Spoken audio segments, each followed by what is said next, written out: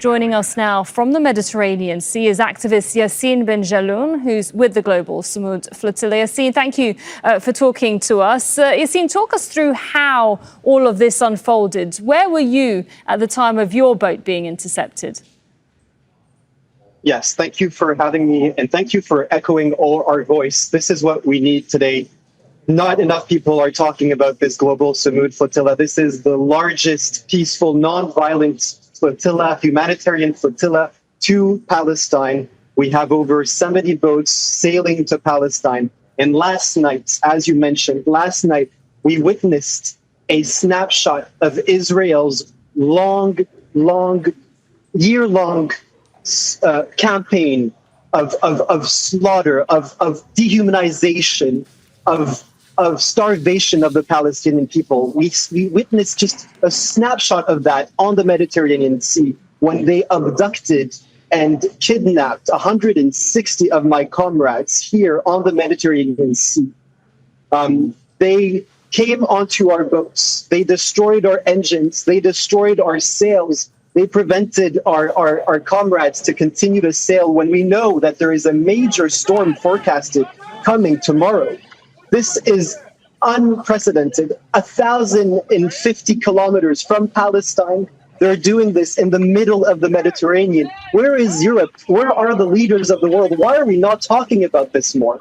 I am bewildered by the violence that we've been witnessing for the past 3 years in Palestine, and yet it's continuing here with innocent civilians, with us that are just trying to bring aid to Palestine. Right, I have no words, and I thank you. Yeah. And Yassine, how can you talked about the treatment of the Israelis there when they intercepted this flotilla? What were you met with exactly? How did it actually unfold? Where were you? What were you doing when it happened? So thankfully, not all the boats were intercepted. Out of the 70 boats, we're giving Israel a bit of a lot of work because they were not able to intercept all our boats yesterday. Only about 22 boats to be precise, were intercepted. Some were left adrift in the middle of the Mediterranean Sea, and no one is saying anything. We're just south of Crete right now, in Greece, and where are the European leaders? Where is Greece? The boats are holding French flags, Spanish flags. Where are the leaders of these countries? They're supposed to protect their vessels and their citizens. Do you know at the moment, Yassine, what's happened to the people that were on the boats? You said around 22 boats intercepted there. What's happened to all of the crew that was on there? So I am able to speak to you right now because every one of our boats is equipped with the satellite internet system and cameras. The first thing Israel does when they step on our boats is they destroy the cameras and they destroy our satellite and communication systems. So we have no way to know where our comrades are right now. Some of them are with Israel on a military vessel. That's what Israel has said. We've heard that they may be dropped on a random beach in Crete somewhere without any means of communication. What is happening? How can this happen in 2026? I did not think I would be witnessing this. Yesterday, 2 women were killed in Palestine. They were run over by a settler.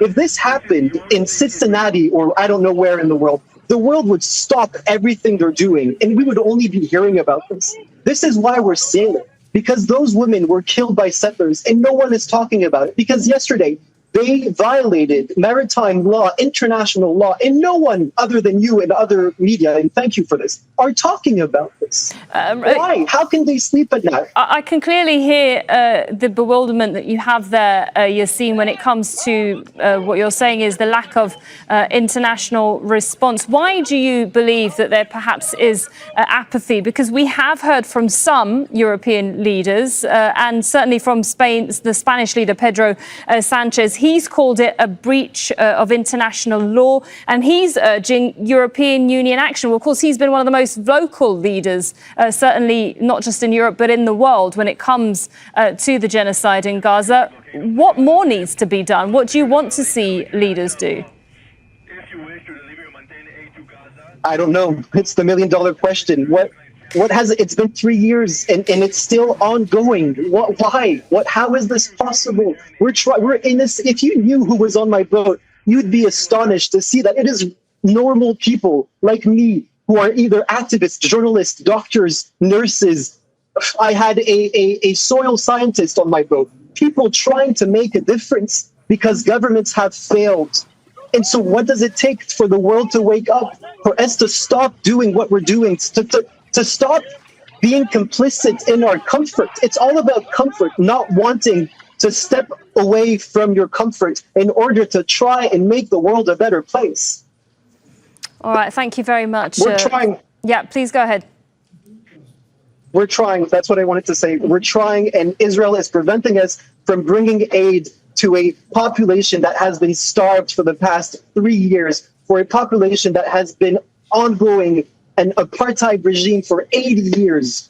Nothing has been able, and we thought maybe this flotilla could change something. Maybe if people like yourself and everyone who's listening could go on the streets, could protest, could boycott, could call the representatives. That's what we need. We need you to call your representatives to make sure that things can change, that the flotilla has a safe passage to Palestine, and that hopefully we could make justice in this world, more justice. All right, thank you very much for speaking to us. Yassine Benjelloun there with a message for more justice, speaking to us from the Global Sumud Flotilla on the Mediterranean Sea. Thank you.